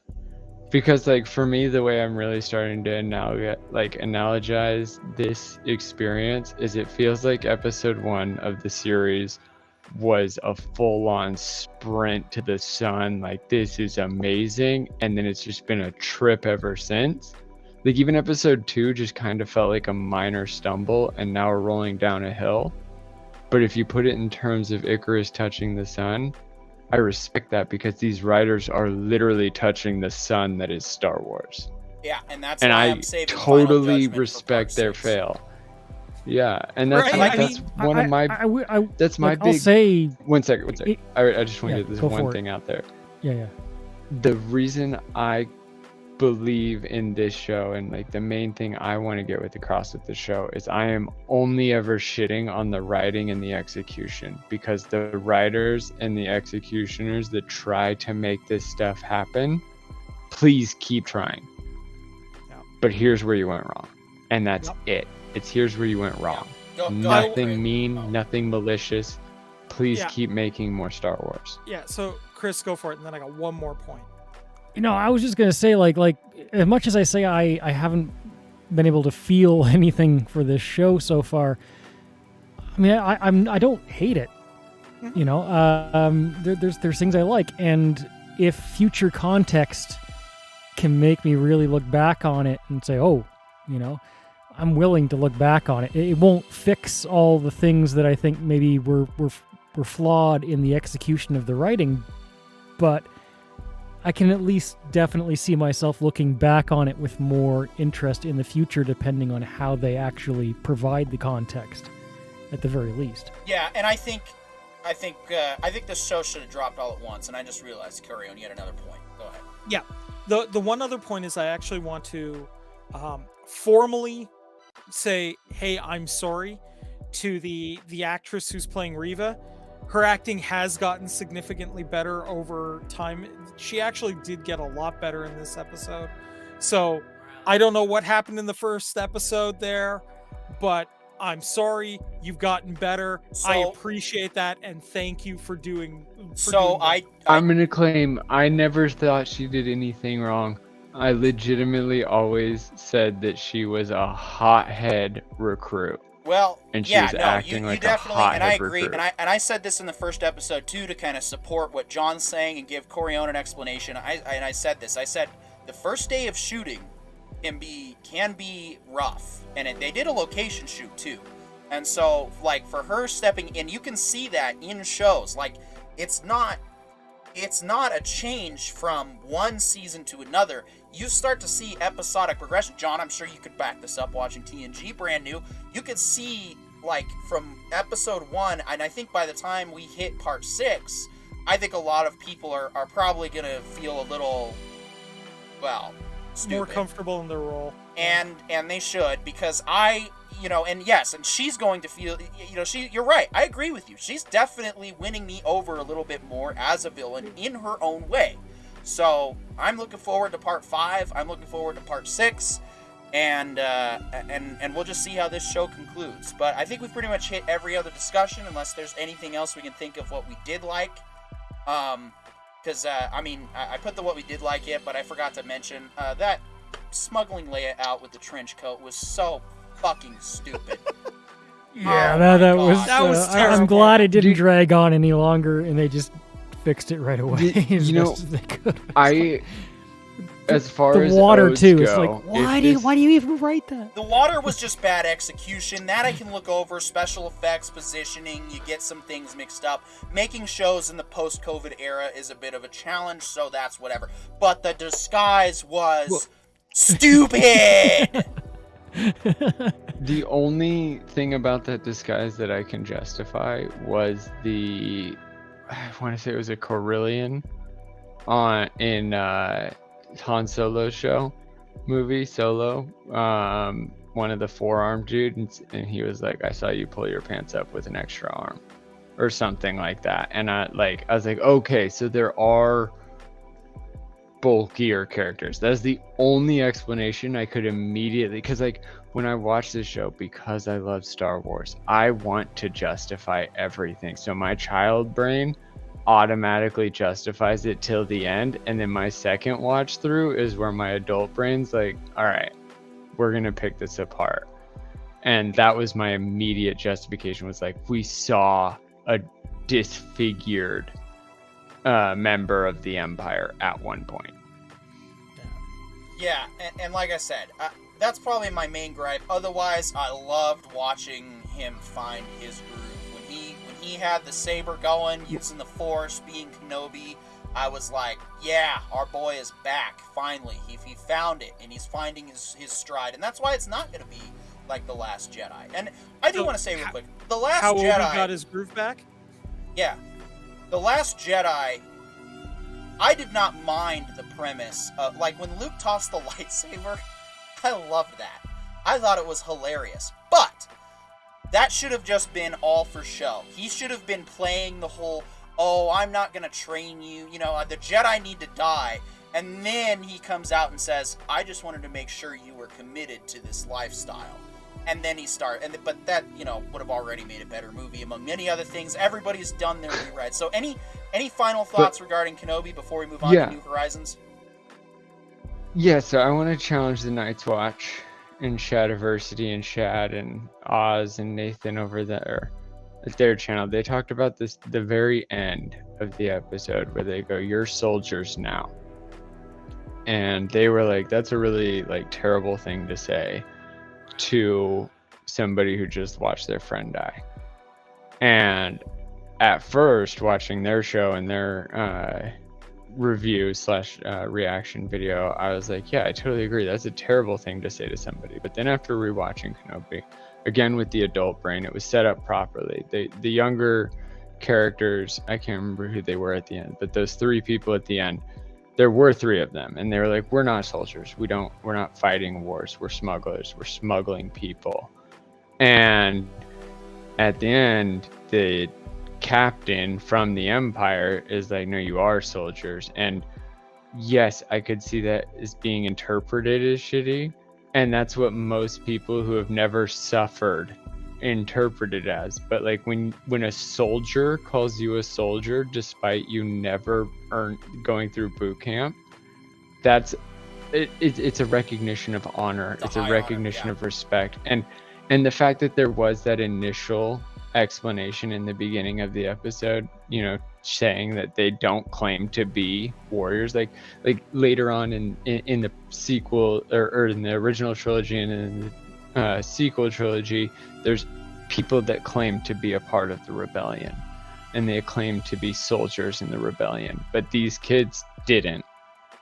And she was like, no, you're soldiers now. Now you've suffered the worst part of war. You lost a comrade. Yep. And I respect you.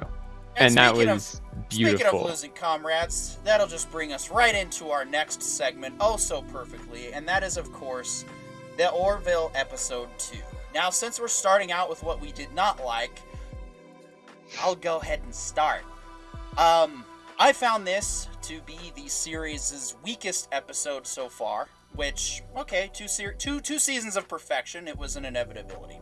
While the premise itself seemed to have been set up pretty decently, and I can go over that more into what I did like, I felt that the overall execution of this episode was just bad.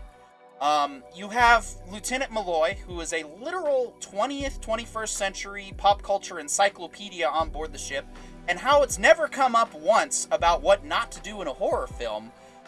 I just don't find that as easy to believe. If he can easily, make references to car rental places right to the Krill's faces, but nobody's ever watched a horror film with this guy to know what not to do in the dark, okay.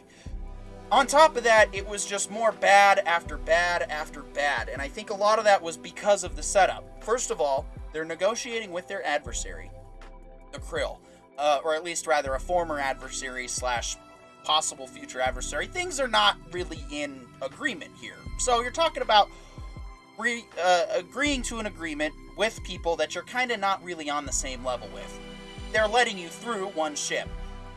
And you're going to cross their space into unknown space that you've never been to. And then on top of that, you're going to go into a dark void. And to explore this dark void, they bring a flag officer, the captain, the second in command, and they all go in this thing without any protection whatsoever. And then from there, it just snowballs and gets worse and worse. My biggest insult, though, I think, to my intelligence was when they were talking about trying to find the cause of the dampening field while standing next to Isaac. And Lamar says, I'm going to use my own 2 eyeballs. Are you serious with it? You have an advanced robot guy who probably has advanced scanners. No, I'm just going to find it with my own eyes. Again, just not really well thought out and well written, in my opinion. So overall, I did not like this episode. I will probably never watch it again because I just, it's too much. Too much went wrong. I did feel that we were touching on good classic Trek vibes with the exploration stuff, but the Krill flat out warned you about the demons, and again, you go in totally unprepared, totally unarmed, just so that Admiral Redshirt can get the disease and the rest of the plot can happen. So I felt overall just bad. But that's just my opinion. What else did we not like about this episode? On the topic of not using protection. What? What about being in the med bay with someone who's infected with an alien spore and they're not in hazmat suits? She's just like right there in front of him, like holding his hand. This was like, yeah. Well, I think this episode was filmed just before the COVID protocols took place, if I'm remembering correctly. Yes. But you're right. At the same time, that is a very valid... And why wasn't he restrained either? Why weren't there 2 armed security guards in the damn room? That to me is, look, the thing I like about this episode is the exact same thing that I hate about this episode. And that is, they comment on every one of the horror tropes and yet still fall for all of the horror tropes. And that was simultaneously the best and worst part about it. I mean, literally, when I saw Lamar going off on his own, I sat there going, oh man, he's dead. Like, we're going to lose Lamar because, like, let's be honest, right? And even the Admiral, like the normal Admiral they deal with all the time, goes, I don't know, I wouldn't go in the damn house, right? Like, and then literally Malloy on the bridge goes, well, I guess we're going in the house, right? Like, everybody knew what the hell was happening. But at the same time, that also, to me, is probably one of the best parts of this, especially if you've watched the horror series Scream. Because in Scream, everybody knows the rules for horror movies, and yet Shay and I were talking about this just yesterday. Well, but that's just it, though. If you're gonna do that, you gotta do like an episode where no one dies, okay? Because it's like, it just makes it all the more morbid, in my opinion. Nope. I think you guys are completely complaining about this from a point of like, this is a serious explanation of events, but if anything, this is the most satirical representation of dark space. Like, everybody's biggest fear of empty space, including the Krill, is demons and darkness. And when they show up, what do? We get nothing on the scanners. We trust our tech. Nothing on the when the ship flies in, the pod when it flies in, the shuttle when it flies in. Nothing breaks their tech. So what do we see? We see a bunch of arrogant, pompous adults. Like, when your tech is perfect, because it's always been perfect, because at no point in the show previous have they ever experienced a single biological phenomena that their tech didn't pre-detect. They're ready for it, right? They're used to it. I think there was a Geo reference in this episode, and I loved it. Hold up. They literally used all of the tropes of reality. Human arrogance is that if everything works, it always works. If it always works, nothing bad can happen to me. Did I check all my scanners? Did I check all my sensors? Okay, then I can do everything within standard protocol. And even in the Admiral, when he looked at the plant, what had happened so far? Everybody had scanned everything. Rule number 3, let your tricorder do the testing for you. The Admiral didn't touch the plant. He went to sniff it to see if it had a flower scent, because it had no visual reaction to his proximity. And then when it puffed him, it was in his inhalation, as if he may have pulled dust. Literally, like, everything about this was a satire about being the smartest, greatest thing ever. Because when somebody tells you there's demons out there, be ready for demons. And what did they go? Oh, that's just those religious quacks. I enjoyed that part of the episode because all 4 of them seemed to have a slightly different perspective on it too. Was every single note of what we think we're ready for in a house of horrors. And while they followed the protocol, there are human instincts that supersede. No, they did. No, they did. They checked it with sensors. They checked it with the shuttle sensors. There was 0 anomalies. The only person that got sick was the Admiral, and it was when the Admiral had inhaled to smell a flower and he sneezed. Nothing else was weird. At no other point did the ship do anything weird until they went back on the ship and Alara got close to the flower again, and it's shot her helmet, but it didn't even spit on her helmet. It just got on her visor. Like, there were particles on her visor. It wasn't like a I can't It buy was it. real. I can't buy it. They're first of all, we just had an episode about whether or not Isaac is trustworthy, but they're gonna trust their own technology, and on top of that, they're at war with the Kalon. Like it was like every single common sense, every single common sense regulation was just thrown out the window. So I can't buy it. If you even think about it, the scanners, Isaac would have said something. When has Isaac never said something? Had Isaac could have detected it, would he have not have? Well, because I've got never once in the history of the entire show has Isaac kept his mouth shut from his I'm sorry, but this episode amounts to the stupid plot hole of In-Game, which is, or not In-Game, Infinity War, which is, I looked through 1.4 million timelines and only had one. So out of 1.4 million possibilities, we ended up with a stupid timeline. Well, okay, hold on, represents how horror movies will always be realistic because people are arrogant enough to believe that they're always ready for war. Okay, so horror movies and realistic don't belong in the same sentence. Okay, hold on. So, PD, I do have a question for you, and I mean, this is my biggest gripe about the episode. You've served on a ship. Let me ask you this: if you guys were like just kicking it around, you'd like, I don't know, run into a ghost ship or whatever, right? And the boarding party had come back, and you knew somebody was in the sick bay. You know, even if you didn't know it was some flag officer or whatever, but you knew somebody was in the sick bay after coming back from that. And then all of a sudden the whole damn ship lost power and stuff was getting really weird. Wouldn't the first thing you do go to the damn armory? Boom! Yeah. Right? Yet they're running around the ship without weapons for the first few parts of that. And like, okay, maybe they don't want to shoot their crew members, I get it, but like still bring something. No, I mean, even if you have to look at it according to modern society. What does the bridge do? The bridge starts to assess the damage of their ship because they know for a fact it wasn't like an explosion. There's no threat. There is at no point have any of their sensors said intruder alert. No, that's a good point. I'll give you that because Admiral Red Shirt's already gone. This was 100% Spider-Man. It was an analogy to relying on technology.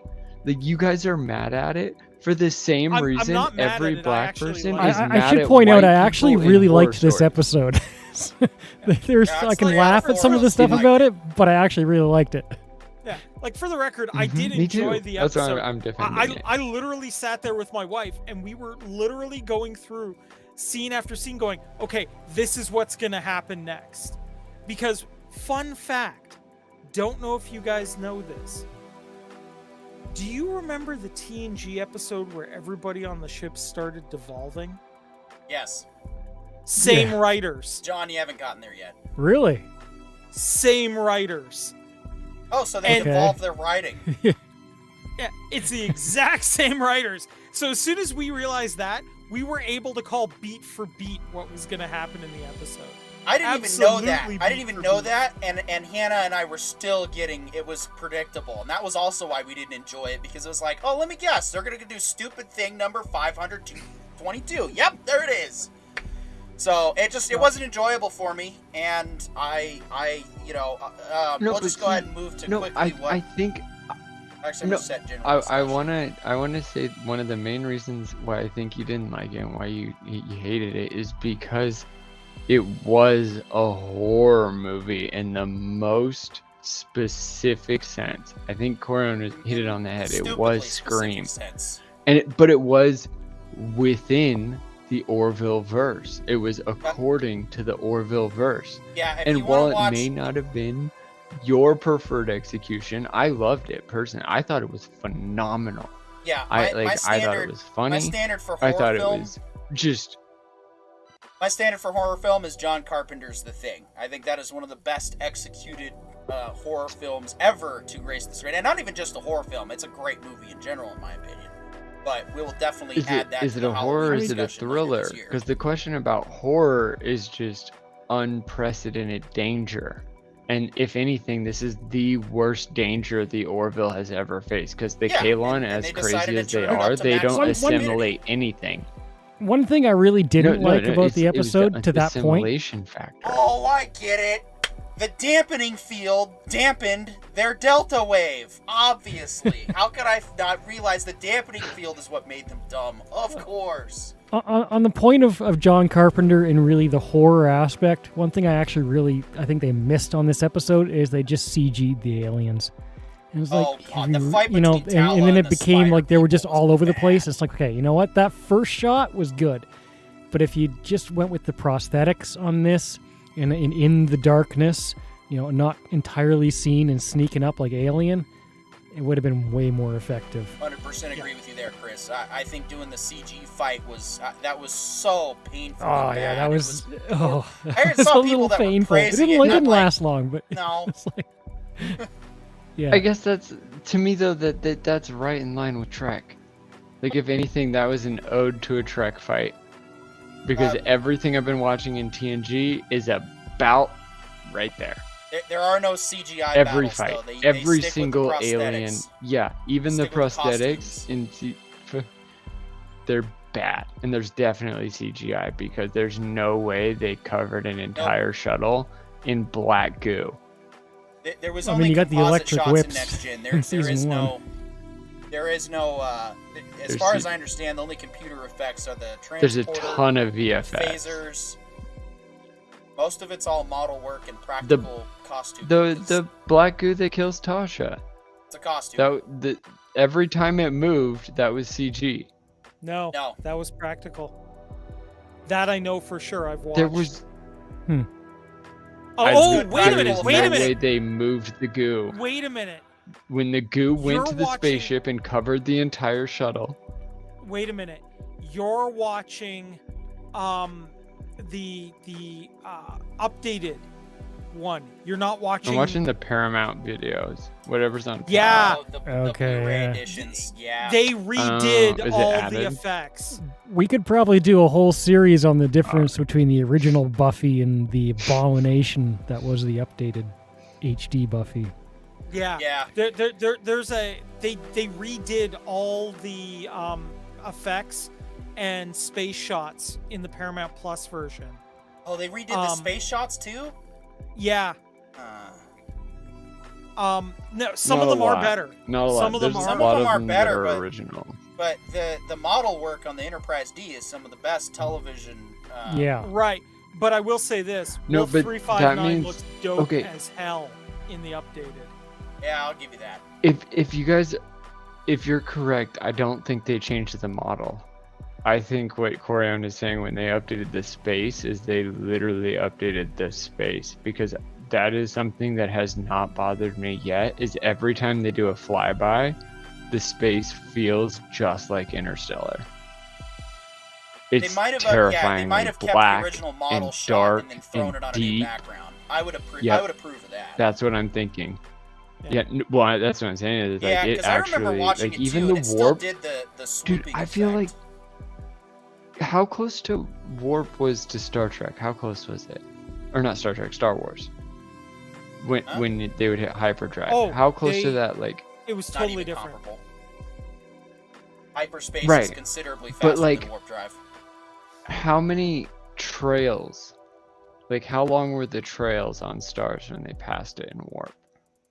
Because I feel like that's something that like has been bothering me a lot lately about the episode, is that I can't complain about the warp drive in TNG, but I remember that being one of my chief complaints, is that it legitimately just looked like somebody pretending to draw stars going by, and now it legit looks so like a that's just ship a visual- passing, Yeah, John. like with so road the flares warp, and stuff.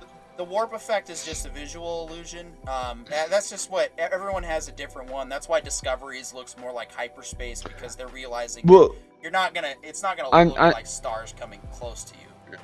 No, see, that's what I'm saying, is with what Corion says, the new, like, TNG as I've been watching it lately is not entirely the same TNG I grew up with, because I remember that being one of the few things I hated, was seeing warp in original TNG, but now when I see it, I'm like, that seems believable. Yeah. Like, a lot of it it looks was more retouched real. or updated. The space they got, if that's what they hit, they nailed it. Yeah, there's 2 episodes that I've really noticed it on, which was Best of Both Worlds, because Wolf 359 looks crazy good. Like you feel like you could zoom in and see burning decks. And the other one was the episode with the exocomps. I can't remember the name of it, but there's a space station that's basically using some crazy laser beam to mine a planet. And in the original, that beam looked really bad, and now there's like high definition particle effect rising up through the beam as the energy itself is going down, so it looks really good. Yeah. Right. Also, we hope everyone's enjoyed our Star Trek: The Next Generation special episode. But switching back to Orville, which I mean, it's related though. But those are good. Those are good contrasts. I'll give you that. It's just we kind of need to get back. That's one of the big things about Orville, though, is if you compare it to TNG, if you compare it to the rest of Star Trek, as far as like uniforms, like you even stated it, like it took TNG, what is it, 3-4 seasons before just opening your jacket shows that you're off duty. And that was something Orville hit right out the gate. And I think this show like really showed a lot of parallels to TNG, especially this episode, in terms of like the introduction to the Borg. In the original introduction to the Borg, it was Q's fault. And it was, oh, these guys are bad.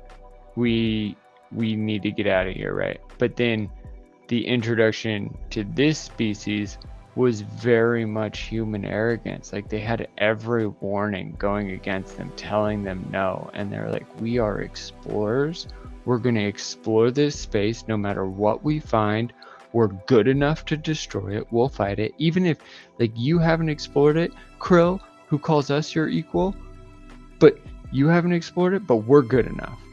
Like the Krill I love the party have been going scene against to illustrate that humans too. all day, every day, and they say, we're not going there. And the party scene at the start of the episode lined that up. Yeah. That was just like definition of human arrogance. It's like, you know, like, yeah, you know, it was like, sure, I'll just stay here and give myself cirrhosis while they go off and get drunk on a bottle, because, you know, like they're not taking it seriously, but they are kind of like, we're great. And then, you know, he goes up and gives that speech and everything. And yeah, he's talking to the doctor, but he's like, you know, it's, you could have really titled set up the this episode Hubris. Yeah. And it would have nailed it. Yeah. No, look, and I just don't buy I it. think not that's after why all I the said it was a intelligence great we've episode. seen throughout this series from season 1 to season 2. This just was like, Yep. But Okay. that I don't said, think it was the have all best the episode intelligence in of the the world series, and Said, still but be I mean, hubris. that said, You can still have hubris. well, yeah, I will just say don't this though. don't At the insult me very and call me a moron. Here's no, what I I will mean, say, though. I can totally Like, understand. I think a bunch of people don't like this episode. But anyways, go on. Sorry. Guys, I think though we can all agree on this one fact though. Even a not great episode of Orville is still better than any episode of Halo. Well, at least the first episode. Yeah. I can only comment on the first episode because that's all I've seen. But I'll agree. No, I would rather watch that episode again than watch it's- Halo again. So yeah, yeah. There we go. Well, no, if you compare, Orville has 3 seasons behind it. They didn't lose their writing staff. If anything, they got more money to pay better writers. All right. I'll try and that's one Corio's of the big question things again. is, I'll try Corio's question again. I would rather watch this episode than watch Discovery ever again. I'll put it. Hey, that there way. we go. All right. Okay. Did anybody get the Mass Effect inspiration on this episode? Because Oh, the that's probably moment where I they saw recognize that the spider ship creature, yeah. and went into it, I was just like, oh wow, this is like they this just painted is a this by Reaper. numbers from Mass Effect. Yeah. and I was okay with really, it. 'cause I thought it was the Matrix from Transformers. Okay. That I little, thought it like, was a giant pointy mechanical angle spider. thing. Yeah.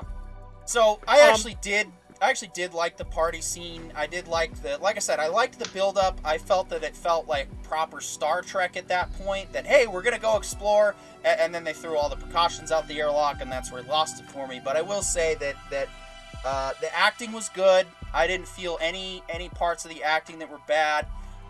Everybody, well, within what they were given, operated well. And visually, aside from the CGI costumes, I think the shots were there. I think the suspense was just trying to build it up. But like I said, it just didn't stick the landing for me this week. But you know what? Here's what I am going to say. What I do like overall. This is season 2. This is episode 2 of season 3. We've had 2 great seasons behind it. We had a very strong start. While again, I disagreed with some of that. I can look at it objectively and go, no, that was a great episode, great way to start. And I am looking forward to episode 3. So this hasn't put a sour taste in my mouth for the show. I just didn't like it, but that's okay. But what did you guys like? Please share what you liked. I loved the Geode reference. I didn't hear the when Geode Bordus reference. is saying we have rocks on our planet that don't look like they are sentient, but they are. Yeah, And I don't know if that was a was, good but one, it felt like You it know to what? me, anyways. Dude, don't I know. thought that was a reference to Pirates of the Caribbean and the crab rocks. See, That was I my don't know. first thought.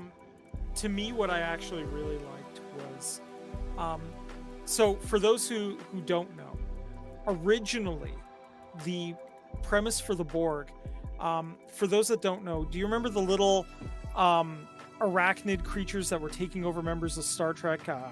It was the episode Conspiracy. Yes. That was originally going to be the Borg. That the home, like these were larvae of the primary species, and the Borg were going to be biological as opposed to technological. Technically, the Borg are still biological, but yeah. But but their interconnectivity was going to be Parasite. biological based. It was going to be based on this parasite. The fact that Orville kind of took the original concept and ran with it, I thought that was great. Like for somebody who's like a deep lore nerd, who knows kind of the background on this stuff, I went, dude, that's crazy that they actually went there, right? Like It means they knew it means they did their homework too. Exactly. They're fans. Yeah. So I'm like, I'm not the only one who's doing the homework. Awesome, right? So I like that. I like that they kind of went there with it. I am 100% putting my money down now. At some point in the future, the plan is going to be to have these spider monsters fight the Kalon. And the two of them are going to fight it out, and everyone else is just going to sit back and laugh. Dude, I'm putting that out there now. Do not want to put my money on that, but I do agree with everything you just said. The only reason I don't want to put my money on that is because it was something I pitched to Orville Nation on his channel.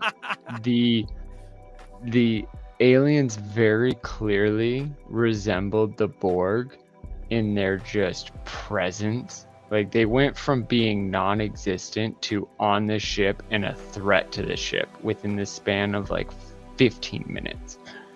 And in that moment, when she challenges them, when the doctor goes up and goes, I know you know who I am. I know you remember me. I need you to get off this ship. And for a moment, there's nothing. And then she says, release the toxin.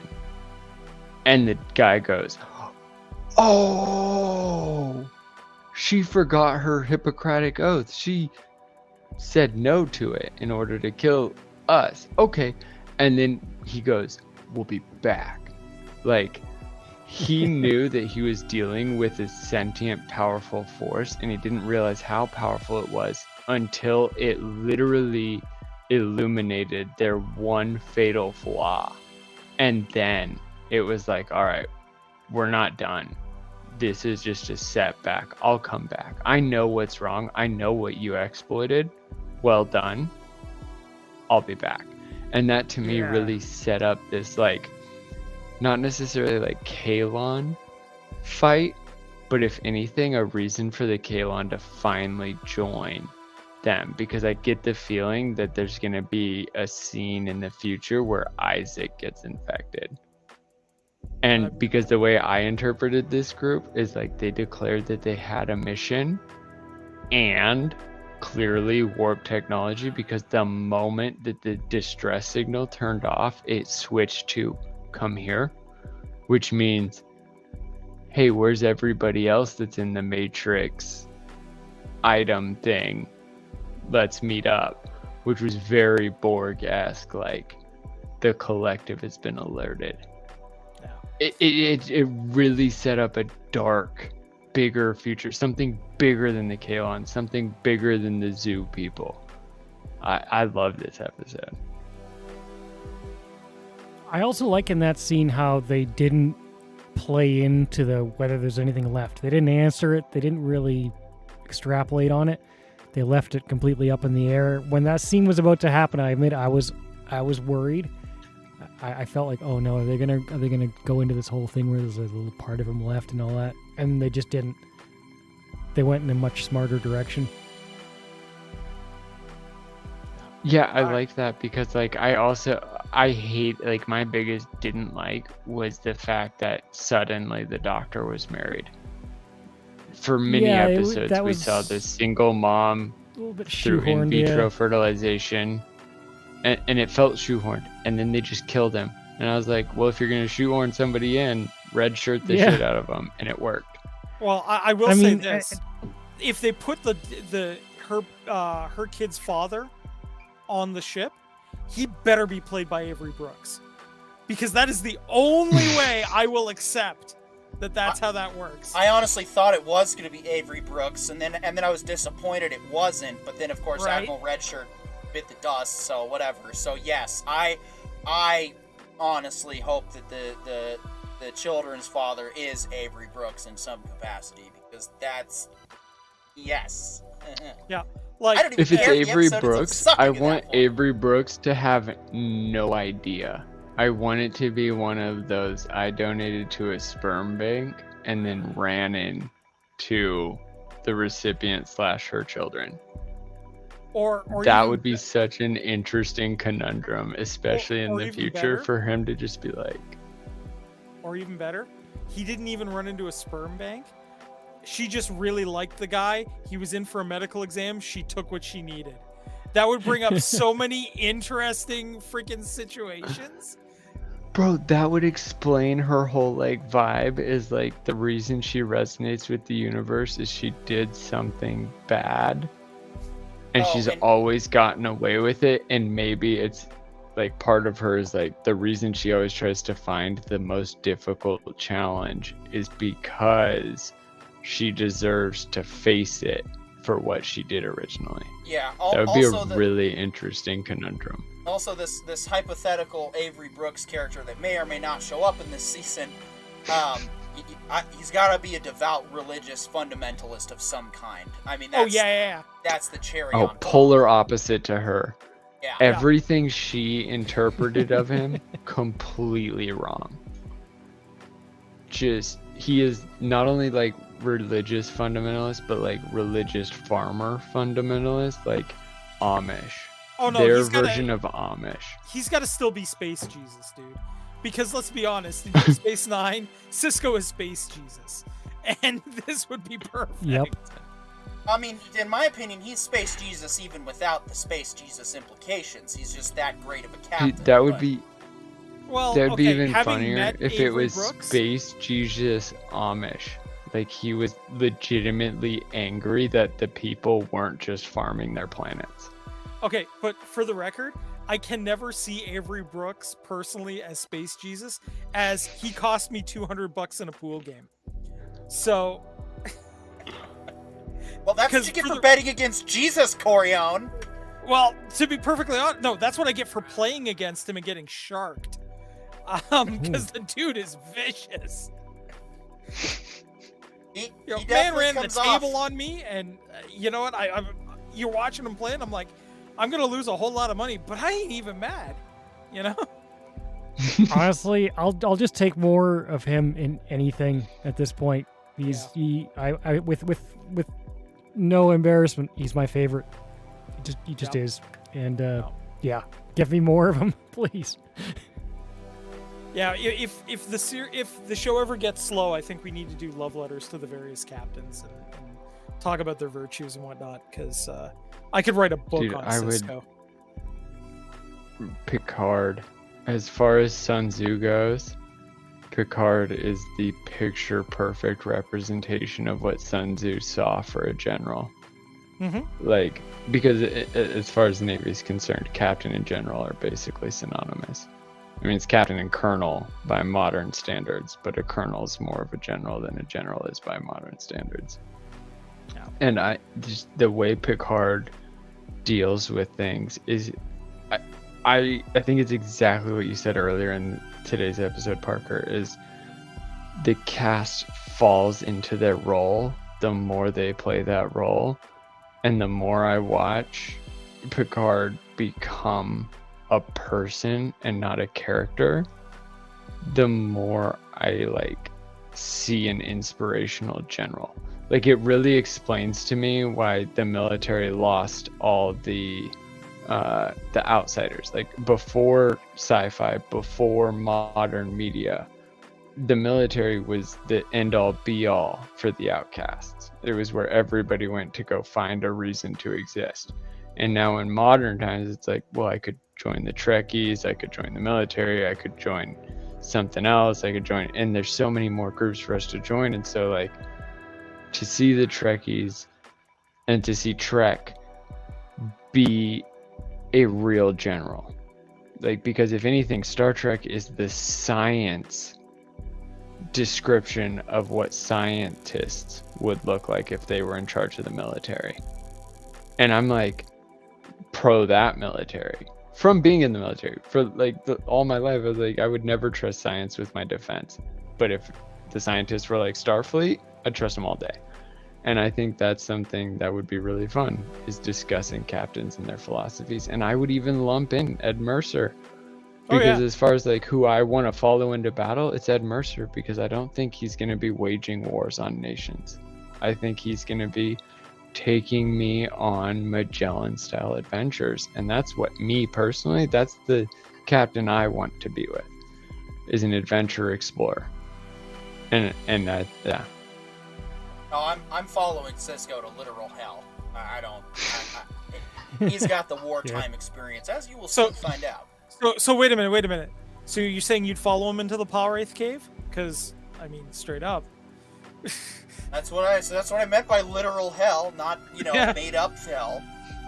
Yeah, I mean, Cisco's always been my captain, and especially when I finally watched DS9 in high school, I was like, yeah, this guy is the man. I mean, he's the best of Picard, he's the best of Kirk, and he's his own badass self. And so, absolutely, we can do a captain special in the near future. If you're gonna rank captains as far as like who's the bomb, I still think that 2009 Kirk is my favorite captain. Okay.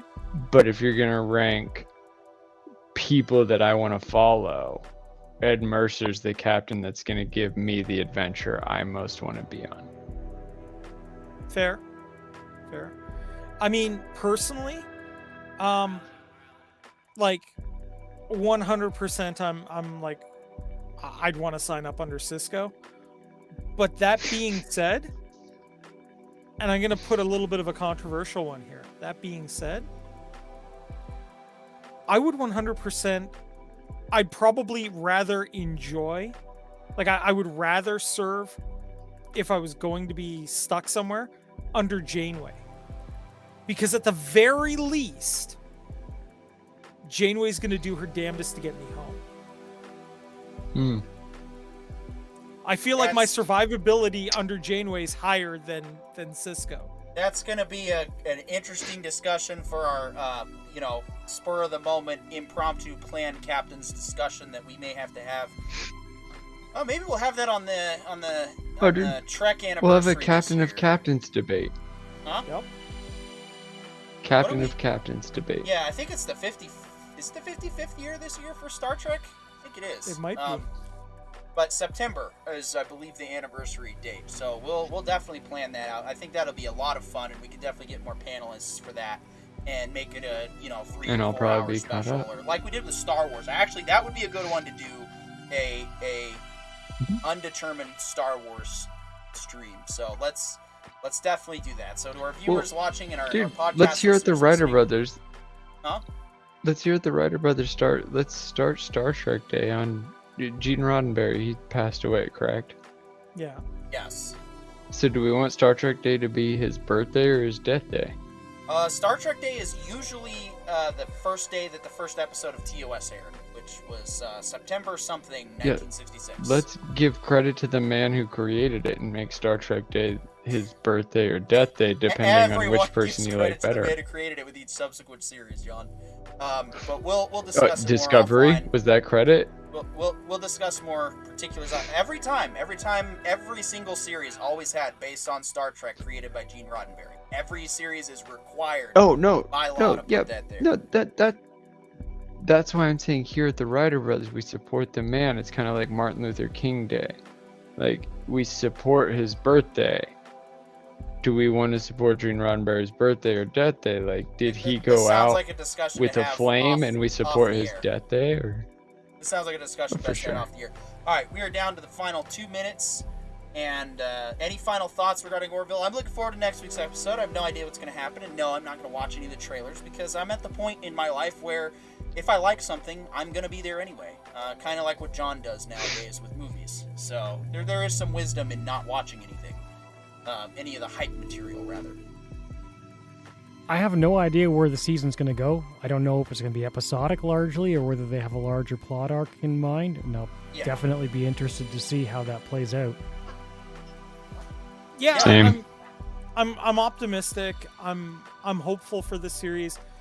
Man, I really want them to do a goofy time travel episode though, where they go back to like the 2000s, and like, you know, Malloy's just totally in his element. Yes. Yeah, I definitely want my Save the Whales episode. Yeah, definitely. People downplay Star Trek 4 for that, but I think it's one of the best. It's anyway, my thanks favorite to everyone by watching far. now or watching later or listening to the podcast. We will be back next week with more Star Trek, Kenobi, and Orville, and possibly some other specials coming up. Oh, tomorrow night, special for Gina Carano's Terror on the Prairie, roughly the same time. Thanks.